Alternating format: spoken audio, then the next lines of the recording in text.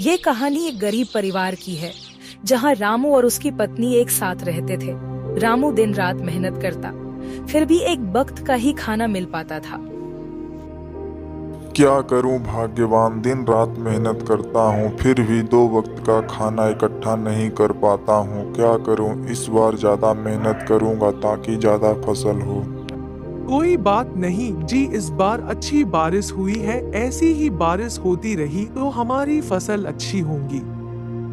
रामू अपने खेत में जाकर हल चलाने लगता है। तभी गांव का मुखिया वहां से गुजरता है। क्यों रामू, इस बार फसल अच्छी होगी क्योंकि बारिश बढ़िया हो रही है।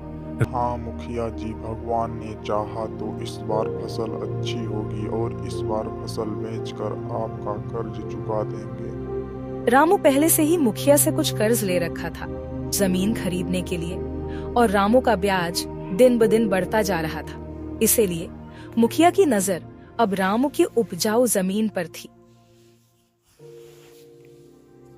रामू एक दिन खेत पर काम करने के लिए जा रहा था, तभी मुखिया रास्ते पर मिलता है। क्यों रामू, इस बार फसल अच्छी होगी क्योंकि बारिश बढ़िया हो रही है। रामू, क्यों तुम खेत में इतना मेहनत करते हो? तुम अपनी जमीन मुझको दे दो, तुम्हारा कर्जा भी चुक जाएगा और मुझसे कुछ पैसे ले ले।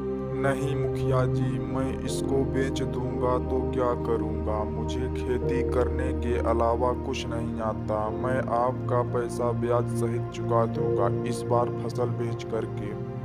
अब इधर रामू की फसल अच्छी तैयार हो जाती है। रामू अपने फसल को देखकर खूब खुश होता था, लेकिन रामू और उसकी पत्नी की खुशी ज्यादा देर तक नहीं टिक पाई।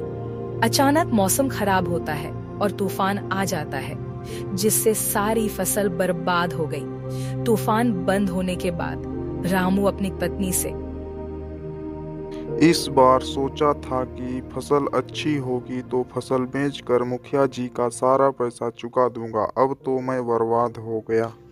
इतने में मुखिया आ जाता है। क्या करोगे रामू, अब तुम्हारी फसल तो बर्बाद हो गई। अब मेरा कर्ज कैसे चुकाओगे?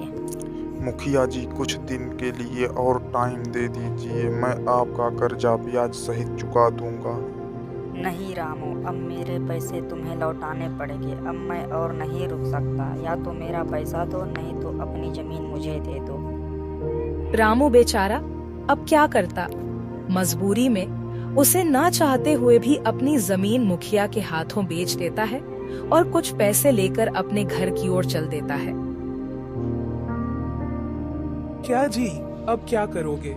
ऐसे ही चलता रहा तो हम लोग बिन खाए मर जाएंगे।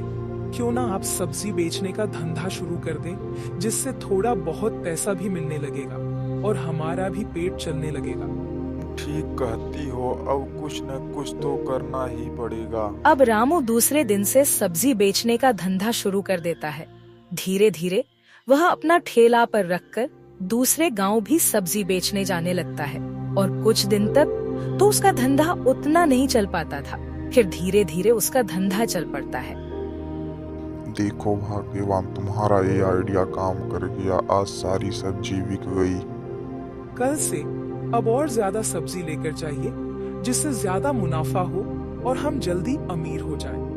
हाँ ठीक है, कल से और ज्यादा सब्जी लेकर जाया करेंगे और दूर जाया करेंगे। अब ठीक है ना, चलो भगवान ने मेरी सुन ली। इसीलिए कहते, हमें सही वक्त पर सही फैसला लेना चाहिए। अब रामू का धंधा अच्छा चलने लगता है और धीरे धीरे वह अपनी खुद की सब्जी की दुकान खोल लेता है।